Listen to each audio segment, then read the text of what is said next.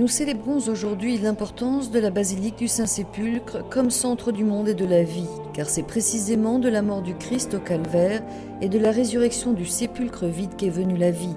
C'est en ces termes que le père Artemio Vitores, vicaire de la custodie de Terre Sainte, a commencé son homélie face à l'édicule du Saint-Sépulcre de Jérusalem en la solennité de la dédicace de la basilique vendredi dernier 15 juillet.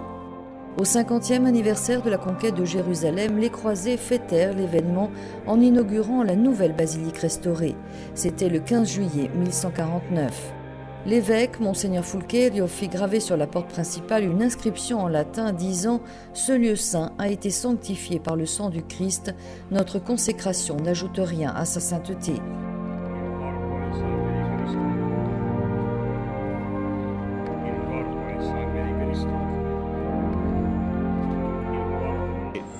D'ici sont parties toutes les routes du monde, les routes des cathédrales, les routes des prédications, les routes des missions. Car voici quelle est la mission. Allez dans le monde et annoncez ce que vous avez vu et entendu. Qu'avez-vous vu? Que Jésus n'est pas ici, qu'il est ressuscité. Allez et annoncez-le. C'est sa signification fondamentale. Divers prêtres, religieux et pèlerins ont participé à la liturgie. L'autel, en cette circonstance spéciale, a été installé dans le vestibule de l'édicule du sépulcre, appelé Chapelle des Anges, où le père Artemio et les principaux célébrants ont pris place.